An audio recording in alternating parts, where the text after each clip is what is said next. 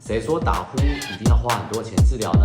今天黄医师来跟大家分享一些居家肌肉训练的动作，让大家在家也可以改善打呼。首先把嘴巴闭起来，然后舌头吐长长，至少5秒钟，让你舌头酸酸的。那接下来我们就往右边，然后回来，再往前，再左边，然后再往前，再上面休息，再往前。这个动作重点是你要慢，要做的确实，把你舌头往外顶。那重点是嘴巴一定要闭起来，它可以同时训练你嘴唇跟舌头的力量。一天至少做3次，做大概5分钟的时间，它就有机会让你舌头的肌肉慢慢的增加。还有第2个运动，我们下一集再继续说。我是黄哲伟医师，懂孩子的鼻子，通大人的鼻子。